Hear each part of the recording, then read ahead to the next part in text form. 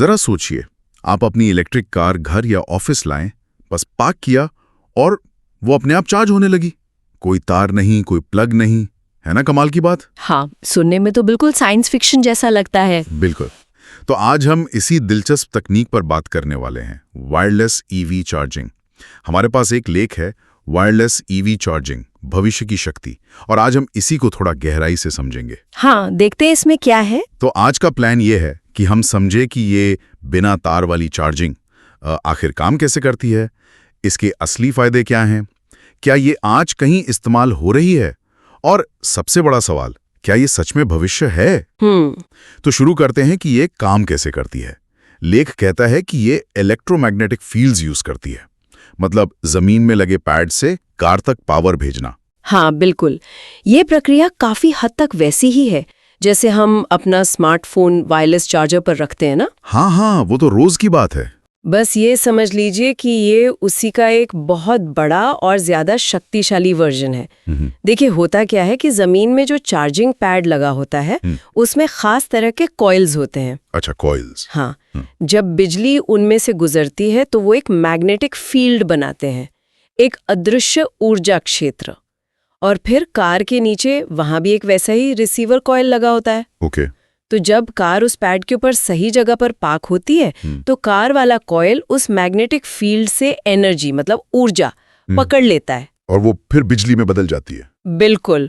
और उस बिजली से बैटरी चार्ज होती है। इसी को इंडक्टिव चार्जिंग कहते हैं।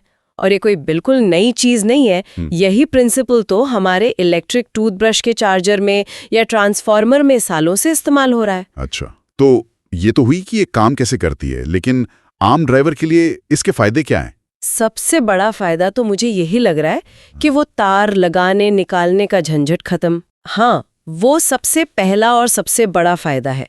सोचिए, रोज रोज वो भारी केबल निकालना लगाना, खासकर जब मौसम खराब हो, बारिश हो रही हो या अंधेरा हो। हाँ, सही बात है। तो इससे चार्जिंग बहुत ही आसान, मतलब एकदम एफर्टलेस हो जाती है। हाँ। और दूसरा फायदा, आपकी पार्किंग की जगह, गैराज, वो भी ज्यादा साफ सुथरा रहता है, तारों का जाल नहीं फैलता। वो सुरक्षित भी, शायद कोई ट्रिपिंग हैजर्ड नहीं। बिल्कुल। और एक और बात, ये उन लोगों के लिए बहुत मददगार है जिन्हें शायद भारी केबल उठाने में दिक्कत होती हो, जैसे हमारे बुजुर्ग हैं या कोई दिव्यांग व्यक्ति। ये भी एक अच्छा पॉइंट है। और चार्जिंग स्पीड का क्या है? क्या ये केबल जितनी तेज है? देखिए, इसमें अलग अलग सिस्टम है। कुछ सिस्टम है जो धीमी गति से रात भर चार्ज करने के लिए बने हैं, जो घर के लिए काफी होते हैं। लेकिन अब हाई पावर सिस्टम भी आ रहे हैं। अच्छा, कितनी पावर तक? से लेके 20 किलोवाट्स तक की पावर दे सकते हैं। ये स्पीड कई अच्छे लेवल 2 होम चार्जर्स के बराबर है, मतलब 1 घंटे में आपको ठीक ठाक रेंज मिल सकती है। अरे वाह, ये तो काफी तेज है। तो ये सब सुनने में तो बड़ा भविष्य वाला लगता है, पर क्या आज असल में कहीं यूज हो रहा है ये? हाँ, बिल्कुल हो रहा है। अभी शायद उतना आम नहीं है, लेकिन इस्तेमाल शुरू हो चुका है। जैसे कुछ शहरों में पब्लिक ट्रांसपोर्ट की जो इलेक्ट्रिक बसें हैं ना, हाँ। वो अपने रूट पर बस स्टॉप पर जब रुकती हैं तो वहीं वायरलेस तरीके से चार्ज हो जाती है। थोड़ा थोड़ा चार्ज मिलता रहता है, जिससे उन्हें दिन भर चलने में दिक्कत नहीं आती। अच्छा, ये तो बड़ा स्मार्ट तरीका है। हाँ, और कुछ टैक्सी सर्विसेज भी इसको आजमा रही हैं। जैसे टैक्सी स्टैंड पर लाइन में इंतजार करते वक्त ही गाड़ियां चार्ज होती रहें। और कई बड़ी कंपनियां हैं जैसे वाइट्रिसिटी, प्लगलेस, मोमेंटम डायनामिक्स, ये सब इस टेक्नोलॉजी पर तेजी से काम कर रही हैं। मतलब ये सिर्फ कॉन्सेप्ट नहीं है, असल में काम चल रहा है। पर फिर इसमें कुछ मुश्किलें, कुछ चुनौतियां भी तो होंगी। हाँ, चुनौतियां तो हैं, बिल्कुल है। सबसे पहली चीज है एफिशिएंसी, यानी दक्षता। अभी क्या है ना कि वायरलेस चार्जिंग में थोड़ी एनर्जी लॉस होती है। मतलब जितनी बिजली पैड से निकलती है उतनी पूरी बैटरी तक नहीं पहुंच पाती। हवा के जरिए भेजने में कुछ नुकसान होता है, करीब 10 से 15% तक का लॉस हो सकता है। केबल से चार्जिंग ज्यादा एफिशिएंट है इस मामले में। अच्छा, ये एक बात हुई। और दूसरी बड़ी चुनौती है लागत, कॉस्ट। जमीन में ये चार्जिंग पैड लगाना, चाहे वो सड़क हो, पार्किंग लॉट हो या घर का गैराज, ये पारंपरिक चार्जिंग पॉइंट लगाने से फिलहाल ज्यादा महंगा है। इंफ्रास्ट्रक्चर कॉस्ट ज्यादा है। और एक और बड़ी दिक्कत जिसका जिक्र लेख में भी था, स्टैंडर्ड्स की कमी। मतलब हर कंपनी का अपना सिस्टम। हाँ, आपने बिल्कुल सही पकड़ा। ये शायद सबसे बड़ी रुकावटों में से एक है। अभी अलग अलग कंपनियां अपनी अपनी टेक्नोलॉजी बना रही हैं।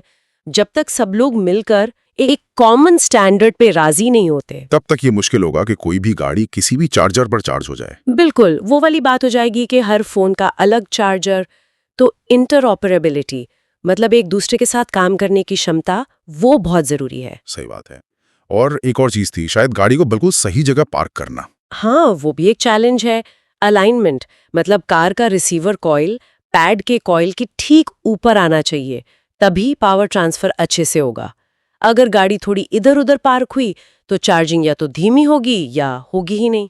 तो इसके लिए क्या हो रहा है? वैज्ञानिक इस पे काम कर रहे हैं, जैसे कुछ सिस्टम्स में गाइडेंस लाइट्स होती हैं या फिर ऑटोमेटेड पार्किंग सिस्टम मतलब रोबोटिक सिस्टम जो गाड़ी को बिल्कुल सही जगह पर पार्क करने में मदद करें। ओके, तो मतलब इन रुकावटों पर काम तो चल रहा है।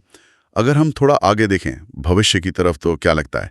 संभावनाएं तो काफी अच्छी लग रही हैं। संभावनाएं तो बहुत रोमांचक है। जरा सोचिए, शायद भविष्य में हाईवे पर ऐसी खास लेन हो जहां गाड़ियां चलते चलते ही चार्ज हो जाएं। चलते चलते मतलब डायनामिक चार्जिंग? हाँ, डायनामिक वायरलेस चार्जिंग। अगर ऐसा हो गया तो रेंज एंजाइटी मतलब बैटरी खत्म होने की जो चिंता रहती है लोगों को, वो शायद काफी हद तक खत्म हो जाए। लंबे सफर पर भी दिक्कत नहीं होगी। ये तो गेम चेंजर हो सकता है इलेक्ट्रिक गाड़ियों के लिए। बिल्कुल। कुल मिलाकर ये टेक्नोलॉजी इलेक्ट्रिक गाड़ियों को अपनाने और रोज इस्तेमाल करने को और भी आसान बना सकती है। चार्जिंग इतनी नॉर्मल हो जाएगी जैसे गाड़ी पार्क करना, अब सोचेंगे भी नहीं उसके बारे में। हाँ, चार्जिंग का पूरा काम जैसे बैकग्राउंड में चला जाएगा, अदृश्य, बिना किसी एफर्ट के। सही कहा। और अगर हम इससे भी एक कदम आगे की सोचें तो ये सिर्फ कारों तक ही क्यों रुकें। सोचिए एक ऐसा भविष्य जहां ऊर्जा, पावर बिना तारों के हमारे चारों तरफ मौजूद हो, हमारे घरों में, ऑफिस में, पब्लिक जगहों पर। ये जो वायरलेस पावर का कॉन्सेप्ट है, ये सिर्फ ट्रांसपोर्ट को ही नहीं बल्कि शायद हमारे जीने के तरीके, हमारे शहरों को, हमारी पूरी दिनचर्या को ही बदल कर रखते। कैसे? ये एक बड़ा सवाल है जिस पर शायद हमें सोचना चाहिए।